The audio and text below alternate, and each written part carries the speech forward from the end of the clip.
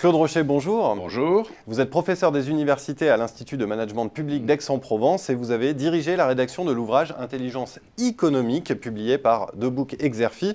Vous avez par ailleurs signé plusieurs chapitres dans ce livre, dont le premier intitulé Play It Again, Sam, rupture et continuité des révolutions industrielles. Alors, première question, en quoi est-ce qu'on peut dire que l'économie est une révolution ? Alors, une révolution industrielle, à la différence d'une révolution politique qui éclate, une révolution industrielle n'éclate pas. On met du temps à la voir. Hein. L'informatique naît en 1945 avec les premiers ordinateurs et le président d'IBM, M. Watson, disait il n'y a pas d'avenir dans l'informatique parce que 3 ordinateurs, les États-Unis ont assez de puissance de calcul.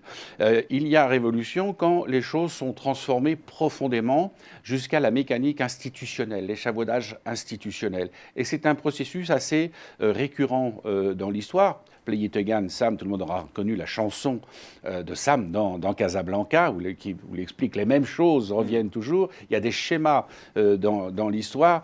Et je me suis inspiré de cette petite histoire du recteur de la cathédrale Saint-Paul de Londres qui avait mis en scène une petite pièce au XIIIe siècle où il fait dire à Adam, quand il est chassé du paradis, « Je crois, ma chère, que nous vivons une époque de transition ». Donc il y a toujours dans la vie des transitions où il y a un héritage du passé et où il y a des configurations nouvelles. Et ce sont ces configurations qui vont créer ce qu'on appelle des patterns et qu'on va pouvoir retrouver. Mais ça va changer considérablement le système institutionnel, comme la naissance du capitalisme a transformé les rapports sociaux en détruisant des choses qui étaient intéressantes, comme la famille, comme les solidarités naturelles pour mettre les gens dans des usines inhumaines, pour créer les villes insalubres. On va en parler tout à l'heure, mais en même temps en permettant le progrès technologique, le progrès de la médecine, l'allongement de la durée de la vie, etc. Donc le travail de pilote des révolutions, c'est d'essayer de gérer ces bons effets, de comprendre en quoi les choses doivent se transformer, qu'est-ce qui se passe, et de les piloter pour les faire aller dans le bon sens. Alors justement, quelles peuvent être ces stratégies, à la fois pour les États ou les entreprises, pour tirer un maximum de profit du potentiel de cette révolution technologique ? Mais c'est bien bon de comprendre ce qui se passe, montre que ce sont des révolutions. Alors les fautes couramment commises par les États, c'est de croire que si je mets une couche d'informatique par-dessus l'existant, ça y est, j'ai mis ça y est, c'est fait, je suis passé dans l'ère du numérique. Mais il faut aller au-delà. Il faut aller au-delà, il faut voir comment cela transforme les rapports sociaux. Par exemple, je suis en train de travailler sur un exemple assez simple, c'est la transformation de la poste. Le courrier va disparaître. Il n'y aura pas les SMS de Madame de Sévigné. Donc, il va falloir inventer autre chose. Le métier de facteur qui assurait du lien social dans les campagnes, c'était bonjour facteur, un petit coup facteur, va disparaître.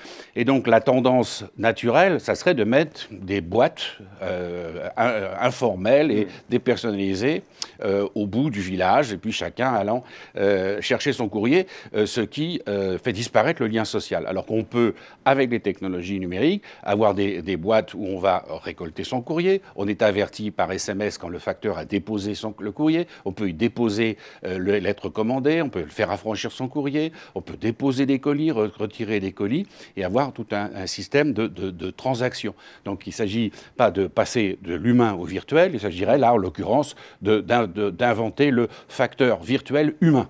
Donc d'avoir un compromis, de garder l'héritage du passé. Ce qui est très important, c'est l'héritage du passé, parce qu'on vient tous d'une culture et il n'y a pas d'uniformisation du monde. Ça, c'est une erreur également de croire que parce qu'il y a la globalisation, tout le monde doit vivre et penser pareil. C'est totalement stupide. Au contraire, il faut arriver à puiser dans son histoire et s'approprier les technologies. Et les révolutions voient souvent des anciens pays rattraper les nouveaux pays, rattraper les anciens pays. C'est ce qui avait été analysé par Alexander Gerschenkron en 1962, où il expliquait que le retard était un avantage. Parce que je vais pouvoir copier l'avance des pays en avance de l'ancienne révolution pour m'en inspirer directement et me développer très rapidement, ce qu'on voit dans les pays asiatiques et ce qu'on verra très prochainement demain dans les pays d'Afrique. Eh bien, merci Claude Rocher pour cet éclairage sur ces révolutions industrielles. Pour ceux qui veulent aller plus loin, évidemment, je renvoie à l'ouvrage L'intelligence économique. Merci. Merci.